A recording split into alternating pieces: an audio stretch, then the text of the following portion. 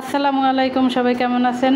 আশা করছি সবাই ভালো আছেন। আমরা আল্লাহর রহমতে ভালো আছি। মিনারা সিদ্দিকী ব্লগে আপনাদের সবাইকে স্বাগতম জানিয়ে আজকের ভিডিওটা শুরু করলাম। সকালবেলা একটু দেরি করে ঘুম থেকে উঠে দেখি আমার বোনের মেয়ে এসে হাজির। আর বাহিরের ওয়েদারটা মাশাল্লাহ খুবই সুন্দর লাগতেছে। আজকে বৃষ্টি কম ছিল। আর এই তো কতক্ষণ পরে আমার মা গিয়ে দেখে আমার বাবা রিকশার সামনে দাঁড়িয়ে আছে, এতগুলো কচু, তারপরে হাঁড়ি পাতিল। মাশাল্লাহ আমার বোনের মেয়ে এই পাতিল হাঁড়ির বস্তাটা নিয়ে আসছে সেই রাস্তা থেকে বাড়ি পর্যন্ত, মাশাল্লাহ। তারপরে অনেকগুলো কচু নিয়ে আসছে। আমার বাবা তো মাথায় করে নিয়ে কচুর বস্তা নিয়ে আসতে পারে না, তারপর আমার মা গিয়ে আনছে। আর এই তো অনেকগুলো কচু আমার বোন আমার জন্য পাঠাইছে। আমার বাবাকে জিজ্ঞেস করলাম, তোমার হাত পুড়ে গেছিলো, সেই হাতটা দেখাও। তারপরে এই তো দেখিয়ে দিল। আমার আব্বুর জন্য সবাই দোয়া করবেন, ওনার হাত পুড়ে গেছিলো। আর এখন মুরগি আনা হয়েছে এখানে। আর চিংড়ি মাছ ভিজাইছি, আজকে কচু দিয়ে চিংড়ি মাছ দিয়ে রান্না করব। মা বারান্দায় বসে বসে কচু কেটে নিচ্ছে। ভাবলাম টাটকা টাটকা কচুই আজকে রান্না করি, বোন যেহেতু গিফট করছে। আর এখানে মা ছোটো ছোটো করে কেটে নিচ্ছে কচুগুলো। আর আমি চা নিয়ে বসছি, আমি এখানে বসি নাস্তা খাবো। যেহেতু শুক্রবারের ভিডিও, এটা শুক্রবার ছিল, বন্ধের দিন, সবাই একটু ঘুমাইছি, লেট করে উঠছি। উঠে দেখি বাড়িতে তো মেহমান এসে হাজির। তারপরে তো মা এখন সবগুলো কচু কেটে নিচ্ছে। আর আমি এখন চা নিয়ে মাকে দিলাম। আমি চা রুটি খাবো। আমার মহারানী এখনও ঘুম থেকে ওঠে নাই। আমার ছেলে অনেক আগে উঠে যায়, সবার আগে আমার ছেলে ওঠে, তারপরে মা, তারপরে আমরা সবাই উঠি। এখন এই তো চা খাচ্ছি। আর আমার বোনের মেয়েকে বললাম, আসো তুমিও খাও। তারপরে তো ওকে রুটি দিয়ে দিলাম। আজকে মা নাস্তা বানায় নাই, রাতে বলছিলাম মা নাস্তা বানানোর প্রয়োজন নাই। তারপরে তো এখন মুরগিটা সেঁকে নিছি, একটু পশম বেছে, তারপরে তো পাটা পুড়িয়ে নিছি। এখন এগুলো বেছে নিব, বেছে ভালোভাবে কুটে ধুয়ে নিছি। আর এখানে তো মুরগির ভিতরে অনেকগুলো ডিম হয়েছে, একটা বড় ডিমও হয়েছে। আর মা কচুগুলো কাটা হয়েছে, ধুয়ে এখন সিদ্ধ বসাই দিছে। পাশের চুলায় আমি রান্না বসাই দিছি, এমনিতেই দেরি হয়ে গেছে, আবার মেহমান আসছে, সেই কারণে তো তাড়াহুড়া করে 2 চুলায় রান্না করতেছি। মশলাগুলো সব রকমের মশলা দিয়ে একটু কষিয়ে নিচ্ছি। আর কচুটা বলক আসছে, এখন লাড়া দিয়ে দিলাম। ভিডিওটা দেখতে দেখতে এই পর্যন্ত যে বা যারা আসছেন প্লিজ একটি লাইক দিয়ে দেন। আর এখন এই তো মশলা একটু কষানো হয়েছে, এখন পানি দিয়ে দিব। পানি দিয়ে মশলাটা একটু কষিয়ে তারপরে ধোয়া মাংসগুলো এখন দিয়ে দিব। এখানে সবগুলো একসাথে দিয়ে দিছে। আর আমার ট্রাইপডটা ভেঙে গেছে, তাই আমার ভিডিও বানাতে অনেক কষ্ট হয়, প্লিজ ক্ষমা সুন্দর দৃষ্টিতে দেখবেন। ভিডিওর কোয়ালিটি বেশি একটা ভালো হচ্ছে না।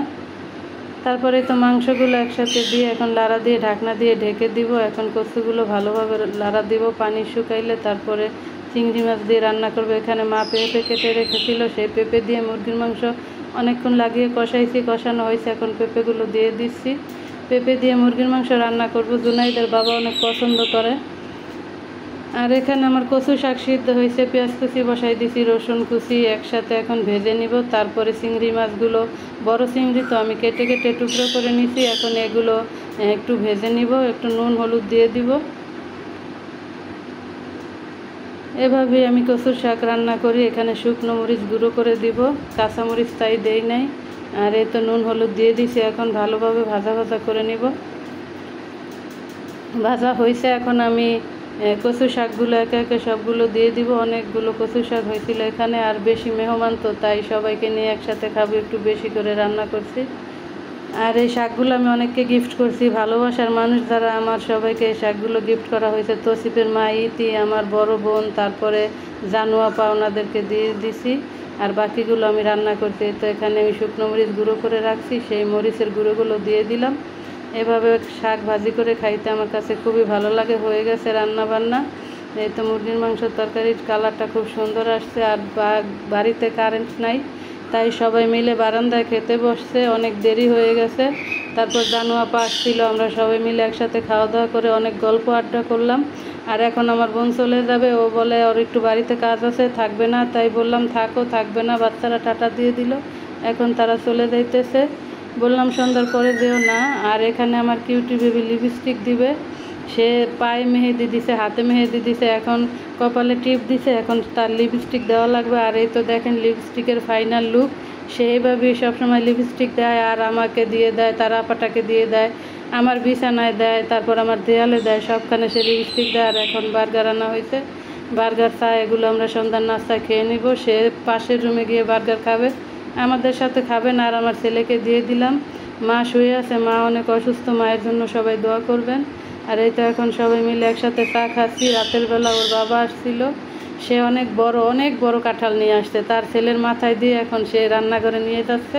আর আবু সাইদ মামা বাড়িতে ছিল, আজকে আমাদের সাথে ঘুমাইছে। দেখেন 2টা আনারস এনে তার কাঁধে উঠিয়ে দিছে। এখন তারা সবাই নিয়ে রান্নাঘরে রাখলো, আর জুনাইদের বাবাকে দিয়ে এখন কাঁঠাল ভাঙাবো। মাশাল্লাহ, আলহামদুলিল্লাহ, এবছরে যতগুলো কাঁঠাল খাইছি সব চাইতে বেস্ট এই কাঁঠালটা ছিল। যেমন মিষ্টি তেমন বেশি গলাও ছিল না, আবার শক্তও ছিল না, মিডিয়াম ছিল। মাশাল্লাহ, অনেক সুন্দর ছিল, আলহামদুলিল্লাহ।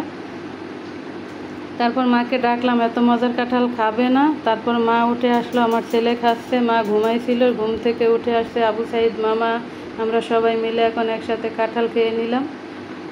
ভিডিওটা ভালো লাগলে লাইক কমেন্ট শেয়ার করে আমার চ্যানেলটাকে সাবস্ক্রাইব করে আমার পাশে থাকবেন। যারা যারা করছেন সবাইকে অসংখ্য ধন্যবাদ। তারপরে তো আমার আব্বুকে দিয়ে দিলাম, এখন আমার মহারানীকে দিয়ে দিব। মহারানী বসে বসে পড়তেছে আর আব্বু বসে আছে, তাই আব্বুকে দিয়ে দিলাম। আজকের ভিডিও এইটুকুই। সবাই ভালো থাকবেন, সুস্থ থাকবেন। আল্লাহ হাফেজ।